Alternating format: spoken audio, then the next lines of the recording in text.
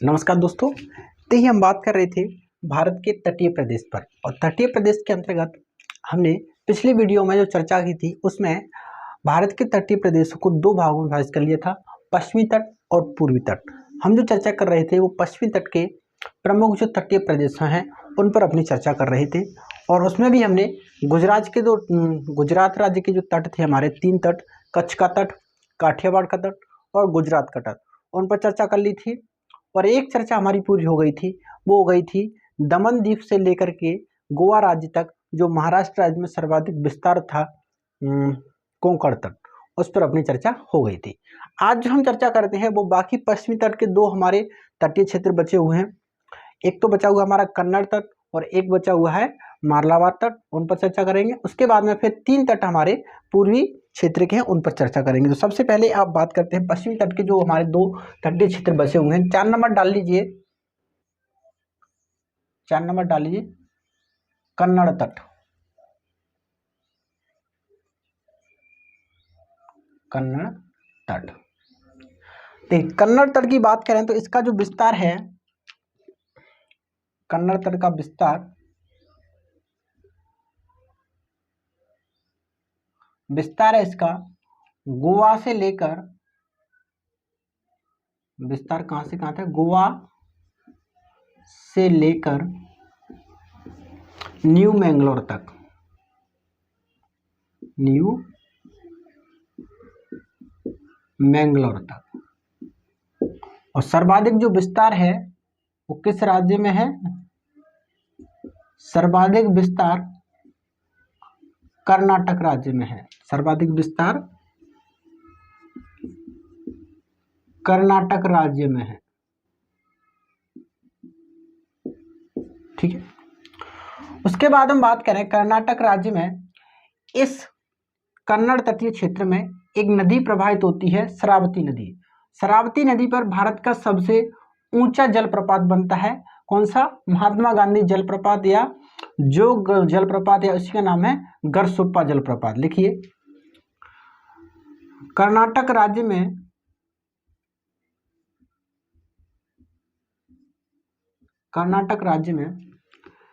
शरावती नदी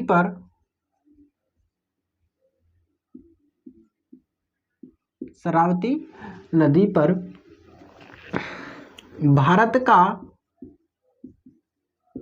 भारत का सबसे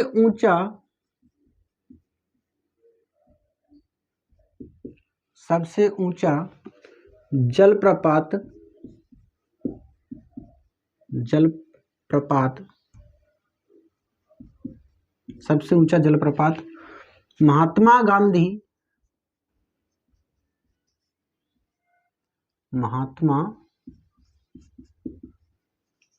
जलप्रपात, इसी का नाम है गरसोप्पा जलप्रपात, और इसी का नाम है जोग जलप्रपात। जोग जलप्रपात बनता है जिसकी ऊंचाई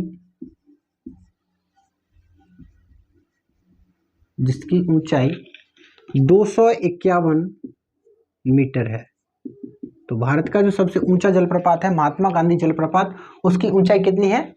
251 मीटर, और किस राज्य में है? कर्नाटक राज्य में बनता है। किस नदी पर? शरावती नदी पर, ठीक है ना। एक हमारा जलप्रपात और है जिसका नाम है कुचिकोल जलप्रपात, जो बराहा नदी पर ही बनता है, कर्नाटक राज्य में, है ना। देखिए इस तरह से एक हमारा है कुचिकोल जलप्रपात, ये हमारा पहाड़ी क्षेत्र हो गया, और यहां से एक झरना इस तरह से प्रवाहित हो रहा है, इस तरह से जल आ रहा है पहाड़ी क्षेत्र से ढलान से होते हुए। इसका नाम है कुचिकोल जलप्रपात। कुचिकोल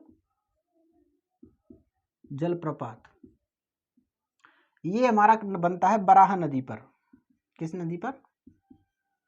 बराहा नदी पर बनता है, और कर्नाटक राज्य में बनता है। ये भी बराहा नदी पर कर्नाटक राज्य में। ये जो जलप्रपात है ये सबसे लंबा जलप्रपात है ना, ये सबसे भारत का सबसे लंबा जलप्रपात, भारत का सबसे लंबा जलप्रपात, जलप्रपात। इस तरह से इसकी जो लंबाई काउंट करेंगे तो सबसे सर्वाधिक लंबा जलप्रपात बनता है कौन सा, कुचिकल जलप्रपात। जबकि जो शरावती नदी पर महात्मा गांधी या जोग जलप्रपात बनता है वो सीधा जलप्रपात है ना, जैसे कि ये हमारा पहाड़ी क्षेत्र हो गया, ये पहाड़ी क्षेत्र हो गया, तो इस तरह से इस झरने से ऐसे पानी आता है, ठीक है ना, इस तरह पानी आता है। ये जो जलप्रपात है वो है हमारा कौन, वो तो कुचिकोल है, जबकि ये कौन सा है, महात्मा गांधी या जोग जलप्रपात, जोग जलप्रपात। ये किस नदी पर बनता है, ये बनता है शरावती नदी पर, शरावती नदी पर। ये भी कर्नाटक राज्य में ही बनता है, कर्नाटक राज्य में। और इसकी जो ऊंचाई है, इसकी ऊंचाई है 251 मीटर, 251 मीटर, ठीक है। तो सर्वोच्च ऊंचा जलप्रपात बनता है जोग जलप्रपात है, जबकि सर्वाधिक लंबा जो जलप्रपात है वो है कुचिकोल जलप्रपात, बराह नदी पर बनता है कर्नाटक राज्य में, ठीक है। उसके बाद हम बात करें यहाँ के कुछ द्वीपों के बारे में ना, कन्नड़ तट पर कुछ द्वीप हैं और कुछ बंदरगाह भी बनते हैं। तो कन्नड़ तट का एक द्वीप आता है हमारा नेत्राणी द्वीप, है ना, नेत्राणी द्वीप है जिसे पिजन द्वीप भी कहा जाता है। कौन सा द्वीप, नेत्राणी द्वीप। तो लिखिए कन्नड़ तट पर, कन्नड़ तट पर नेत्राणी द्वीप स्थित है, नेत्राणी द्वीप स्थित है, जिसे जिसे पिजन द्वीप भी कहते हैं, जिसे पिजन द्वीप भी कहते हैं, ठीक है। अगला बिंदु लिखो, इस तट का प्रमुख बंदरगाह, इस तट का प्रमुख बंदरगाह न्यू मैंगलोर बंदरगाह है, न्यू मैंगलोर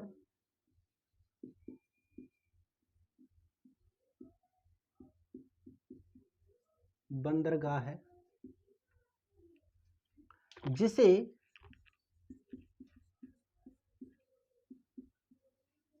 कॉफी बंदरगाह भी कहते हैं, जिसे कॉफी बंदरगाह भी कहते हैं। कॉफी बंदरगाह क्यों कहते हैं, क्योंकि इस बंदरगाह से सर्वाधिक कॉफी का जो निर्यात है विदेशों के लिए किया जाता है, भारत से सर्वाधिक कॉफी का निर्यात विदेशों के लिए होता है इसी बंदरगाह से, इसलिए न्यू मैंगलोर बंदरगाह को कॉफी बंदरगाह भी कहते हैं। देखिए हमने पहाड़ी पढ़ी थी नीलगिरी की पहाड़ियाँ, नीलगिरी की पहाड़ियों का विस्तार हमने पढ़ा था 3 राज्यों में, कर्नाटक में, तमिलनाडु में और केरल में, 3 राज्यों में इसका विस्तार पड़ा था। कौन सी पहाड़ियाँ, नीलगिरी की पहाड़ियाँ। नीलगिरी की पहाड़ियाँ जो कर्नाटक राज्य में स्थित थी, इसके पश्चिमी ढलानों पर, है ना, इसके पश्चिमी ढलान और पूर्वी ढलान, इस तरह से 2 ढलान पड़े थे। तो कर्नाटक राज्य के जो पूर्वी ढलान थे नीलगिरी पहाड़ियों के, उसमें हमने पढ़ा था कि नीलगिरी पहाड़ियों के पूर्वी ढलानों पर कर्नाटक राज्य में सर्वाधिक मात्रा में किसकी खेती की जाती है, कॉफी की खेती की जाती है। और कर्नाटक राज्य जो है भारत में सर्वाधिक कॉफी का उत्पादन करने वाला राज्य है, ठीक है ना, लिख लीजिए, नोट में लिख लेना, यहाँ लिख दूं, नोट में कहीं भी लिख लो, चलो नीचे ही लिख लो, मैं सोच रहा था 1-2 लाइन और लिखा दूं, चलो आ जाएंगी, नोट लगा के लिखो, लिखो कर्नाटक राज्य भारत का सर्वाधिक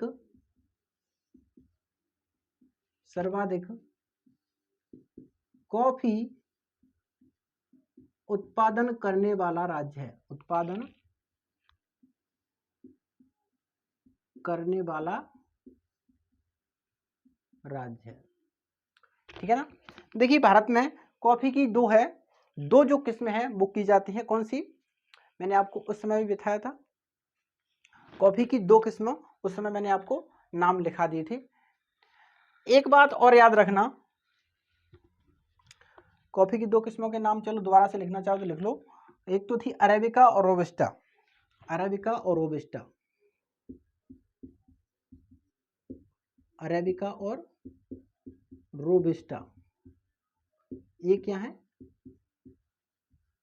कॉफी की किस्म है ये ना, कॉफी की दो किस्म है अरेबिका रोबस्टा। उस समय हमने बात कर ली थी। एक बात लिखो, कर्नाटक में देखिए या कन्नड़ तट पर जो मानसून पूर्व बरसात होती है ना, मानसून पूर्व होने वाली चक्रवातीय बरसात को चेरी ब्लॉसम कहा जाता है। जैसे हमने बात की थी ना, कौन से तट पर, गोवा में, गोवा में हमने जो तट पड़ा था हमारा, उसमें हमने चर्चा की थी कोंकण तट में, कि कोंकण तट पर मानसून पूर्व चक्रवातीय वर्षा को आम्रवृष्टि, गोवा में क्या कहते हैं, आम्रवृष्टि कहते हैं। इसी तरह कर्नाटक में इसे क्या बोला जाता है, चेरी ब्लॉसम कहा जाता है। लिखो, कन्नड़ तट पर, कन्नड़ तट पर होने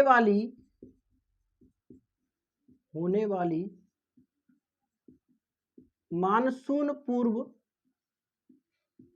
चक्रवातीय वर्षा को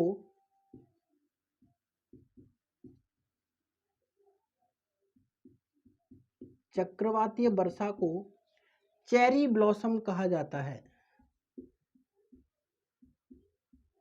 चेरी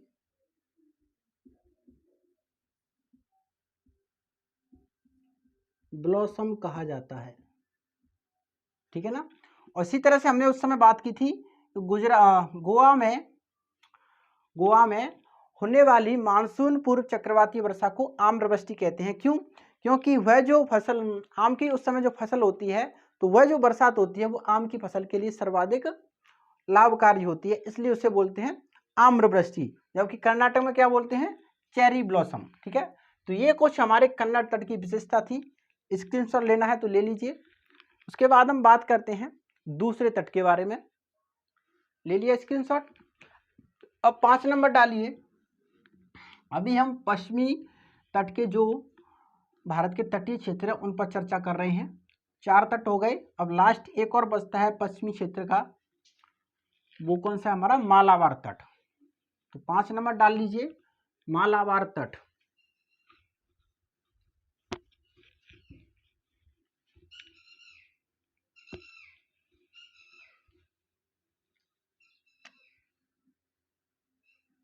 मालाबार तट, मालाबार तट। देखिए बात करें मालाबार तट की, तो मालाबार तट का जो विस्तार है वो हमारा न्यू मैंगलोर बंदरगाह से लेकर कन्याकुमारी तक है। ठीक है ना। और इसका जो सर्वाधिक विस्तार है मालाबार तट का, वो हमारा केरल राज्य में है। केरल राज्य, सॉरी, मालाबार तट में, मालाबार तटीय क्षेत्र में जो झीलें मिलती हैं उन झीलों को कयाल नाम से पुकारते हैं। किस नाम से, कयाल नाम से जाना जाता है।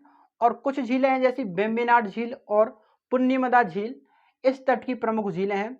जो हमारी पुण्यमदा झील है वो भारत की नौका दौड़ के लिए प्रसिद्ध झील मानी जाती है, जबकि जो वेम्बनाड झील है वो भारत की सबसे लंबी झील है, जिसमें एक द्वीप स्थित है, वेलिंगटन द्वीप, है ना, जहां पर भारत का नौसैनिक प्रशिक्षण केंद्र स्थित है।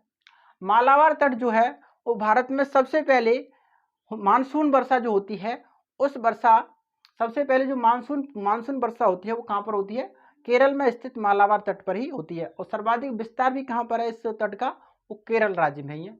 और इस तट का प्रमुख जो बंदरगाह है वो कोची बंदरगाह है, जिसे आपको पता होगा केरल में सर्वाधिक मात्रा में क्या, मसाला उत्पादन होता है। यहीं पर 3 पहाड़ियां हमने पढ़ी थी, नीलगिरी की पहाड़ियां, अन्नामलाई की पहाड़ियां, नीचे स्थिति कार्डोमम एवं इलायची की पहाड़ियां, और तमिलनाडु राज्य में जो विस्तार था वो था हमारा पालनी की पहाड़ियां। इस तरह से हमारी 4 पहाड़ियां थी। ये जो उनमें से एक पहाड़ी थी हमारी इलायची की पहाड़ियां। इन इलायची की पहाड़ियों पर सर्वाधिक मात्रा में मसालों का उत्पादन होता है। और जब हाँ मसाला का उत्पादन होता है, ये मसाले जिस बंदरगाह से विदेशों के लिए निर्यात किए जाते हैं उस बंदरगाह का नाम है कोची बंदरगाह, जो कहाँ पर स्थित है, केरल में स्थित है, इसलिए कोची बंदरगाह को भारत का मसाला बंदरगाह भी कहा जाता है। और कोची बंदरगाह यहीं पर एक केरल में शिपयार्ड भी है जिसका नाम है केरल शिपयार्ड, है ना।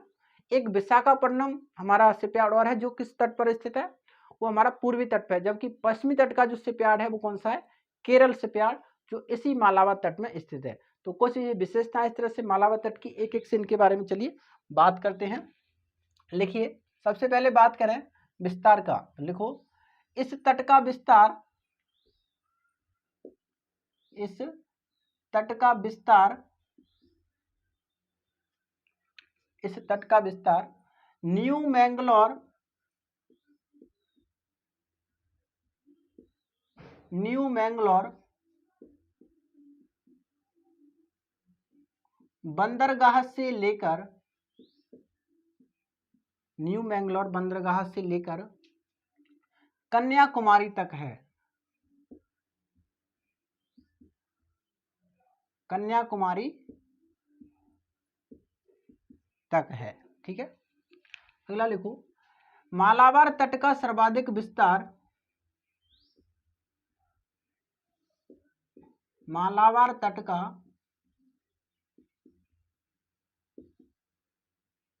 सर्वाधिक विस्तार केरल राज्य में है,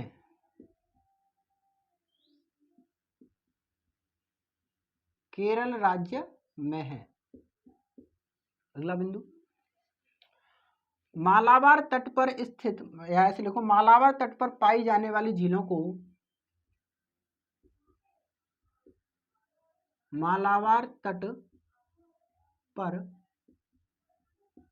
पाई जाने वाली झीलों को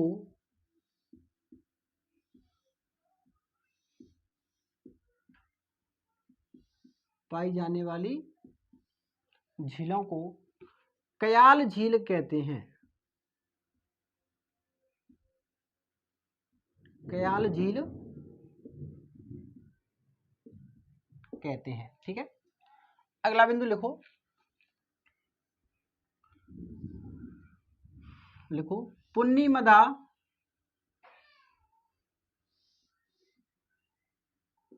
पुन्नीमदा कयाल झील, कयाल झील केरल राज्य की, केरल राज्य की एक नौकादौड़, नौकादौड़ झील है। मतलब इस झील में क्या की जाती है, नौकाओं की दौड़ का आयोजन होता है, नौकादौड़ प्रतियोगिताओं का आयोजन होता है इस झील में, इस झील में पुन्नीमदा झील। इसी तट में एक झील और स्थित है हमारी वेम्बनाड झील। लिखिए, मालाबार तट में स्थित वेम्बनाड झील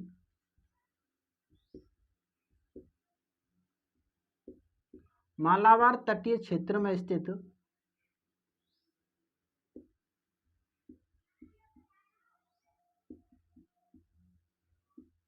मालाबार तटीय क्षेत्र में स्थित वेम्बनाड झील,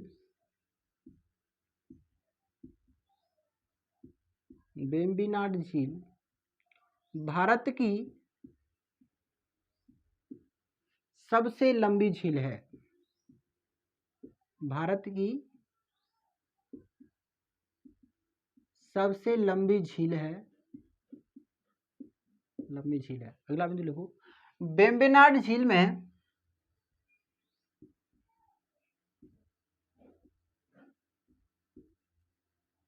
वेम्बनाड झील में वेलिंगटन द्वीप स्थित है,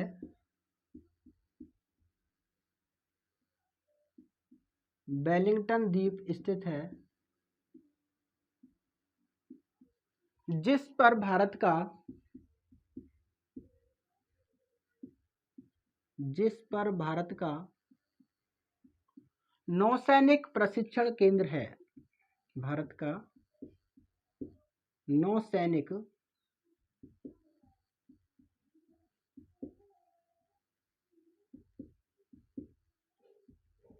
प्रशिक्षण केंद्र है, जिस पर भारत का नौसैनिक प्रशिक्षण केंद्र है। अगला लिखो,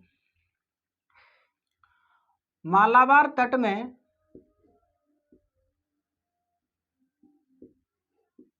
स्थित कोची बंदरगाह को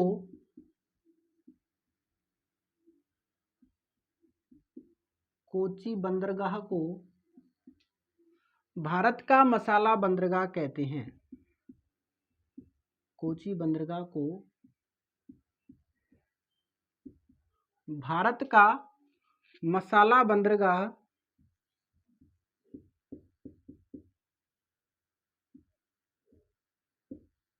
कहते हैं, क्योंकि इस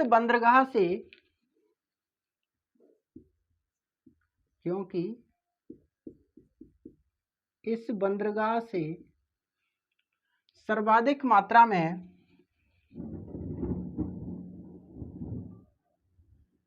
बारिश आने वाली है, सर्वाधिक मात्रा में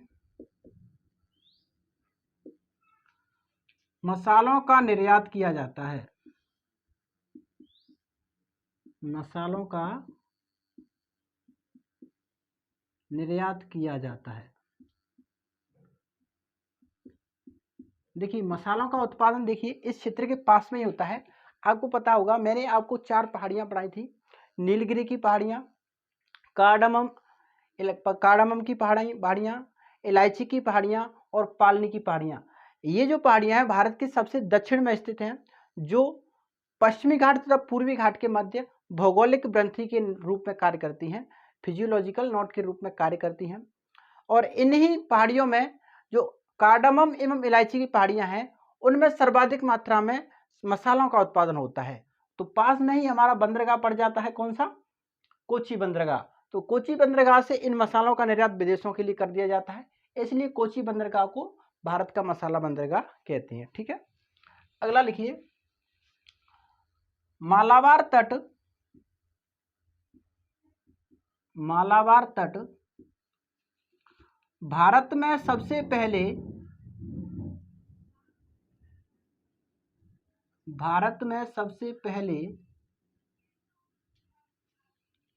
मानसूनी वर्षा प्राप्त करता है। मानसूनी वर्षा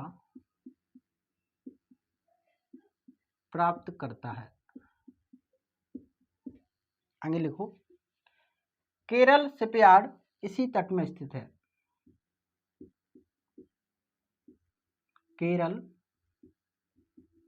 शिपयार्ड मालाबार तट में ही स्थित है। मालाबार तट में केरल राज्य में स्थित है।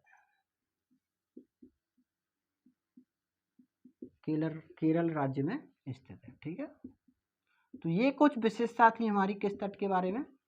मालाबार तट के बारे में। अब हमारे 5 जो पश्चिमी घाट के तट है वो पूरे हो जाते हैं। 3 तटीय क्षेत्र बचे हुए हैं हमारे, कौन से? वो हमारे पूर्वी तट के। एक एक से उनके बारे में और चर्चा करते हैं। स्क्रीनशॉट लेना है तो इसका ले लीजिए फटाफट, जल्दी से मैं हट जाता हूं। ले लिया स्क्रीनशॉट? चलिए, अब बात करते हैं भारत के पूर्वी भाग के प्रमुख जो तटीय क्षेत्र हैं उनके बारे में। तो हेडिंग डाल लीजिए, पूर्वी तटीय क्षेत्र।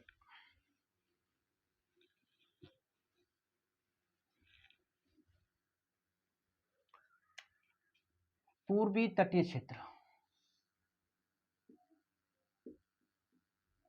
पूर्वी तटीय क्षेत्र। बात करें पूर्वी तटीय क्षेत्र की, तो पूर्वी तटीय क्षेत्र का जो विस्तार है, पूर्वी तटीय क्षेत्र का जो विस्तार है वो विस्तार है हमारा कन्याकुमारी से लेकर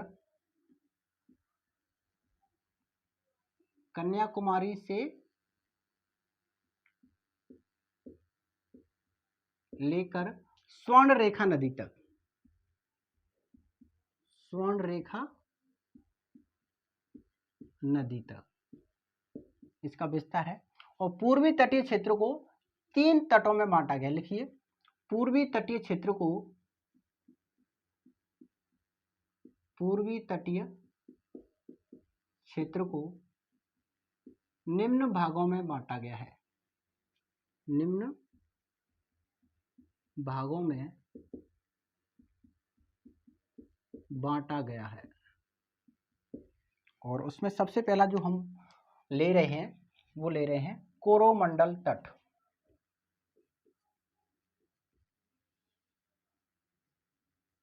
कोरोमंडल तट।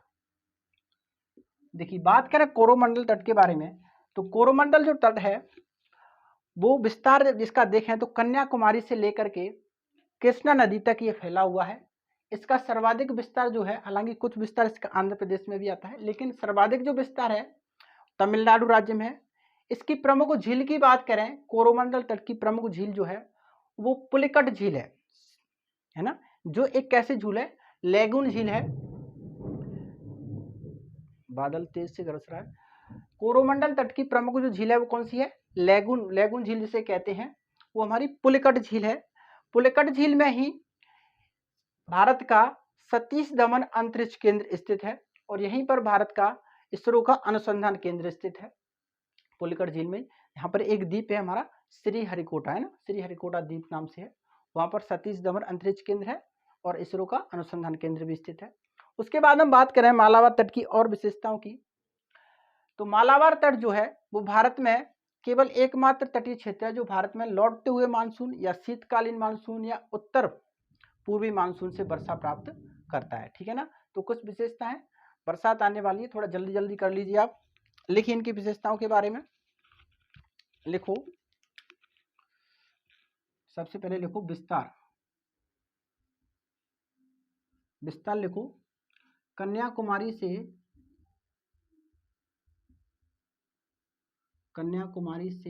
लेकर कृष्णा नदी तक,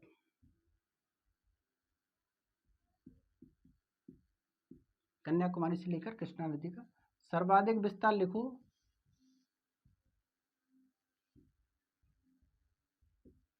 सर्वाधिक विस्तार तमिलनाडु राज्य में। उसके बाद लिखो कोरोमंडल तट की प्रमुख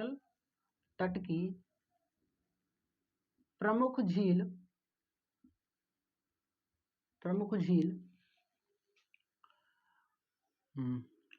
कोरोमंडल तट की प्रमुख जो झील है वो कौन सी, हमारी पुलिकट। प्रमुख झील पुलिकट झील है, पुलिकट झील है। पुलिकट झील जो स्थित है, देखिए वैसे इसकी स्थिति देखें, स्थिति तो है इसकी तमिलनाडु तथा आंध्र प्रदेश की सीमा पर, यूपी की सीमा पर, लेकिन अधिकार किसका है, लेकिन अधिकार जो है वो किसका है, आंध्र प्रदेश का। अधिकार किसका है, आंध्र प्रदेश का। पुलिकट झील में एक द्वीप है, एक द्वीप है, कौन सा, श्रीहरिकोटा। श्रीहरिकोटा द्वीप है और इस श्रीहरिकोटा द्वीप में भारत का सतीश धवन अंतरिक्ष अनुसंधान केंद्र है। अंतरिक्ष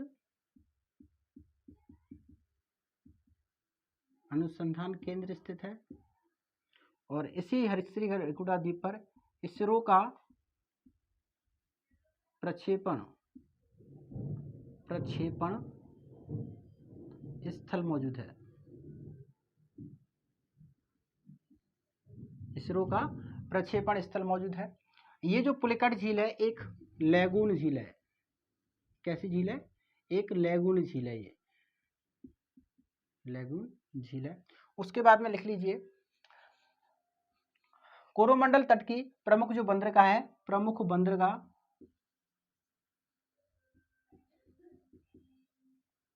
एक तो है इसका तूतीकोरन बंदरगाह,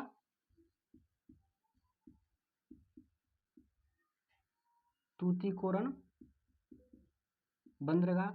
इसे भारत का मोती बंदरगाह भी कहते हैं। इसे भारत का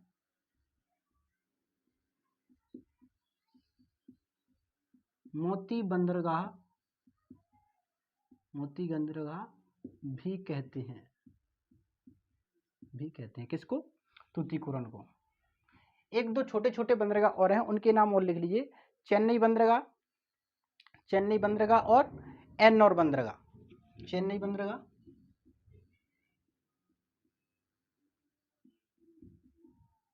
और एक है एन्नौर बंदरगाह।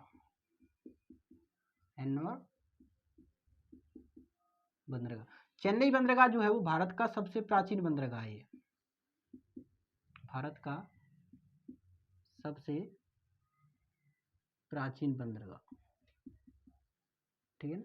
पूर्वी तट, इस कोरोमंडल तट के बारे में एक बात और लिख लीजिए नोट में। कोरोमंडल तट पर शीतकालीन मानसून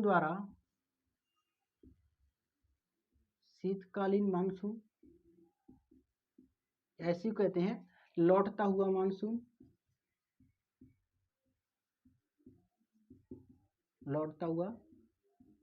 मानसून ऐसी को कहते हैं उत्तर पूर्वी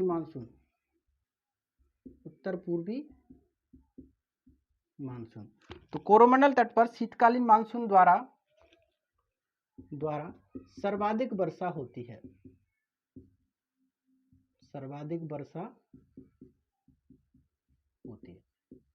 ठीक है।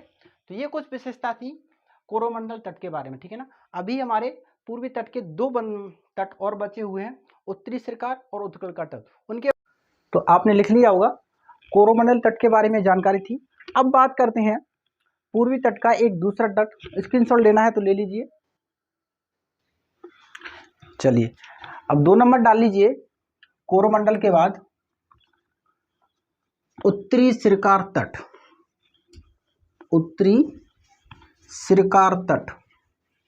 देखिए पूर्वी तटीय प्रदेश को हमने 3 भागों में बांटा था। एक हो गया उसमें से कोरोमंडल, दूसरा है उत्तरी सिरकार और तीसरा है हमारा उत्कल या कलिंग का तट। तो अब 2 नंबर डाल दीजिए आप, उत्तरी सिरकार तट। उत्तरी सरकार नहीं है, सिरकार है ना। उत्तरी सिरकार तट। उत्तरी सिरकार तट की बात करें तो इसका जो विस्तार है, बात करें विस्तार की, तो विस्तार जो इसका है वो कृष्णा नदी, विस्तार है कृष्णा नदी, जो कहां पर पड़ती है? आंध्र प्रदेश में। कृष्णा नदी से लेकर महानदी पड़ती है हमारी उड़ीसा में, महानदी तक, है ना। तो उत्तरी सिरकार तट का विस्तार है कृष्णा नदी से लेकर महानदी तक। इसका जो सर्वाधिक विस्तार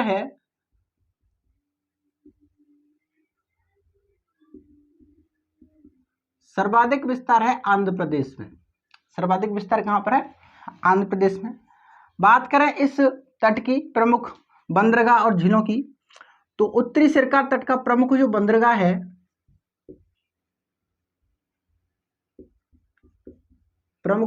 है, वो विशाखापट्टनम बंदरगाह है आंध्र प्रदेश में।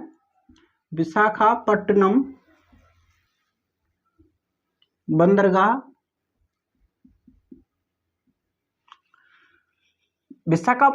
जो है वो भारत का सबसे गहरा बंदरगाह है। भारत का सबसे गहरा बंदरगाह है। भारत का सबसे गहरा बंदरगाह है। जैसे पश्चिमी तट पर एक शिपयार्ड था हमारा, केरल शिपयार्ड, इसी तरह पूर्वी तट का जो शिपयार्ड है वो कौन सा? विशाखापट्टनम शिपयार्ड। कहां पर है? विशाखापट्टनम जो शिपयार्ड है वो आंध्र प्रदेश में है। तो लिख लीजिए विशाखापट्टनम शिपयार्ड।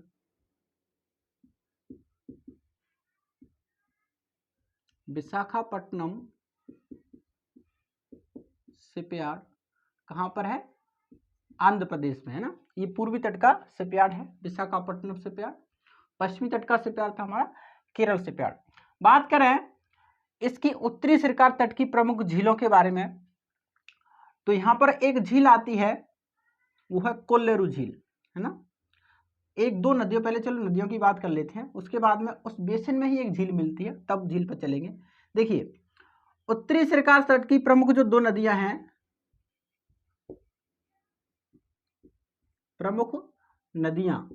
प्रमुख नदियां हैं कृष्णा और गोदावरी। कृष्णा और गोदावरी, ये दोनों जो नदियां हैं कृष्णा और गोदावरी, दोनों नदियां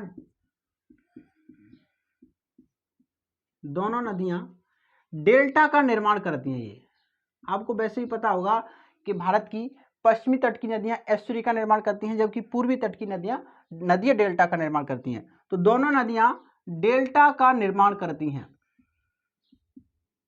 डेल्टा का निर्माण करती हैं। और इन दोनों नदियों के मध्य का जो बेसिन है उसे केजी बेसिन या कृष्णा गोदावरी बेसिन कहा जाता है। लिखो, दोनों नदियों के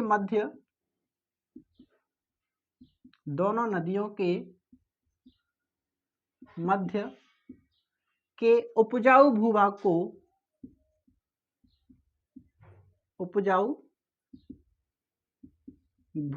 को कृष्णा गोदावरी बेसिन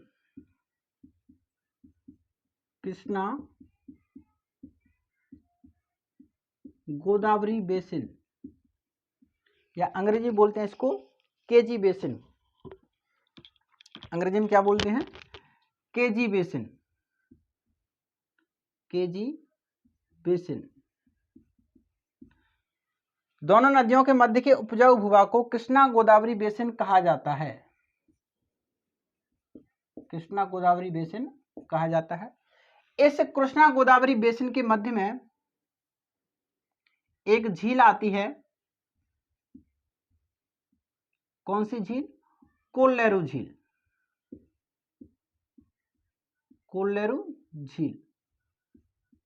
इन कृष्णा गोदावरी बेसिन के मध्य में एक झील है कोल्लेरू झील, जो एक कैसी झील है? कोल्लेरू जो झील है वो हमारी एक डेल्टाई झील है, डेल्टाई लैगून झील है ये, ठीक है ना। और स्थित कहां पर है ये? आंध्र प्रदेश में स्थित है, ठीक है ना। तो ये कुछ विशेषता थी हमारी किसकी? उत्तरी सरकार तट के बारे में, ठीक है, लिख लीजिए।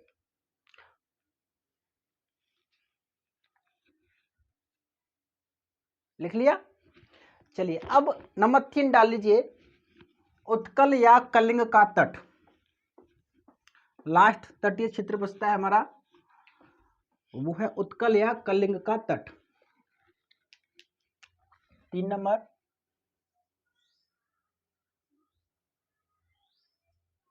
उत्कल या कलिंग का तट। बात करें उत्कल या कलिंग तट के बारे में, तो देखिए सबसे पहले बात करते हैं इसका विस्तार आता है इसका महानदी से लेकर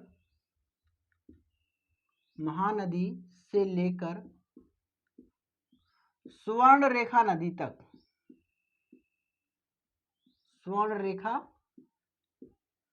नदी तक। इसका जो सर्वाधिक विस्तार है वो उड़ीसा में है। सर्वाधिक विस्तार कहां पर है? उड़ीसा में। और बात करें इस तटीय क्षेत्र की प्रमुख झील और द्वीप के बारे में, प्रमुख झील, द्वीप और एक हम पढ़ते हैं बंदरगाह, है ना। तटीय क्षेत्रों में ये 3 चीजें हमें याद रखनी पड़ती हैं। प्रमुख तटीय झील कौन सी है, प्रमुख तट पर बंदरगाह कौन सा है, और द्वीप कौन सा है ना। ये 3 चीजें हमें पढ़नी पड़ती हैं। तो इसका जो प्रमुख हमारा, सबसे पहले बात कर लेते हैं बंदरगाह। प्रमुख बंदरगाह,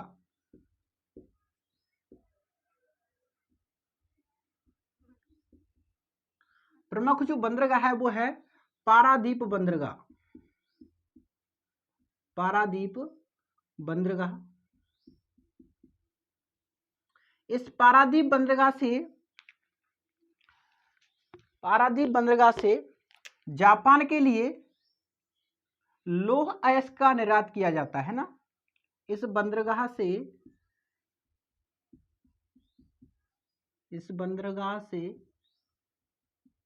जापान के लिए लौह अयस्क निर्यात किया जाता है।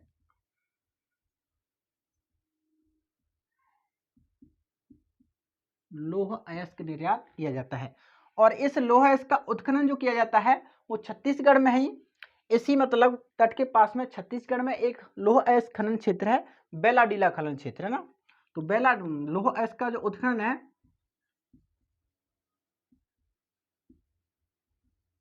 लौह अयस्क का उत्खनन बेलाडीला खनन क्षेत्र,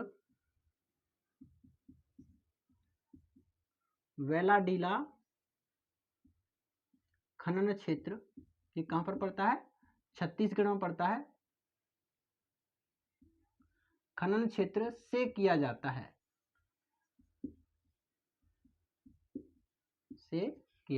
ठीक है ना। उसके बाद हम बात करें प्रमुख झील।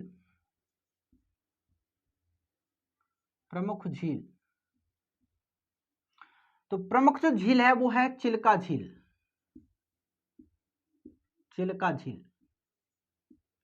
जो कहां पर स्थित है?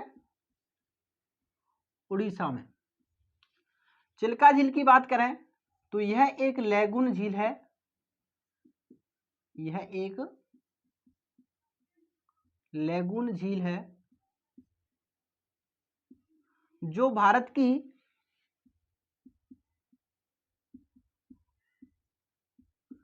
सबसे बड़ी प्राकृतिक खारे पानी की झील है।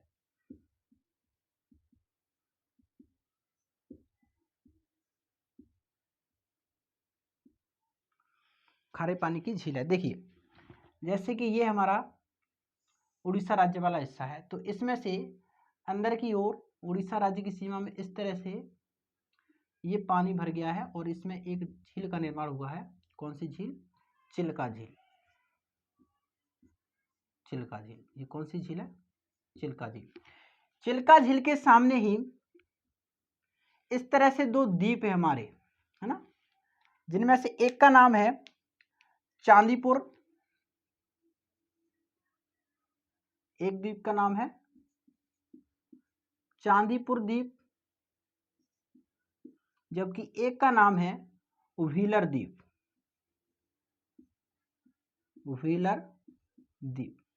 व्हीलर द्वीप का जो वर्तमान में नाम कर दिया गया है वो कर दिया गया है डॉक्टर एपीजे अब्दुल कलाम द्वीप। डॉक्टर एपीजे अब्दुल कलाम द्वीप। चांदीपुर द्वीप से भारत की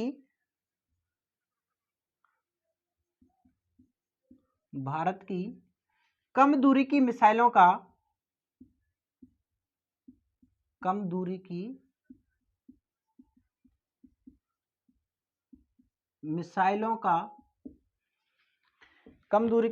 यहां से क्या किया जाता है? कम दूरी की मिसाइलों का प्रक्षेपण किया जाता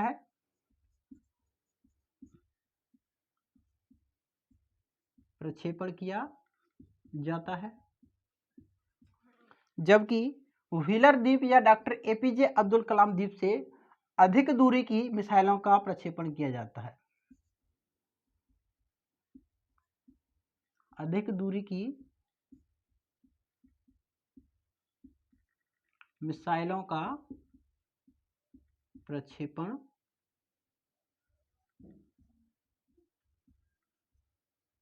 किया जाता है। ठीक है, तो ये विशेषता थी किसके बारे में? उत्कल या कलिंग का तट। ठीक है, उसके बाद हम बात करें तो ये हमारा टॉपिक यहीं पर समाप्त होता है। उसके बाद हम बात करें तो पूर्व भारत के तटीय क्षेत्र के बाद में अगला हमारा जो भौतिक प्रदेश बचता है, केवल एक भौतिक प्रदेश बचा हुआ है, क्योंकि मरुस्थलीय प्रदेश की चर्चा हम राजस्थान की ज्योग्राफी के संदर्भ में कर चुके हैं। तो केवल एक ही हमारा भौतिक प्रदेश बचा हुआ है, वो कौन सा है? द्वीपीय प्रदेश। द्वीपीय प्रदेश के अंतर्गत हम भारत के विभिन्न द्वीपों के बारे में चर्चा करेंगे। उसमें मुख्य जो द्वीप पढ़ेंगे हम लक्षद्वीप और अंडमान निकोबार द्वीप को काफी डिटेल से पढ़ेंगे। बाकी जो द्वीप बचते हैं केवल उनके नामों के बारे में चर्चा करेंगे। तो लास्ट हमारा एक टॉप भाग बचा हुआ है, उस पर हम चर्चा करेंगे अगले कुछ दिनों में। तो आज के लिए इतना ही, मिलते हैं फिर। Thank you very much.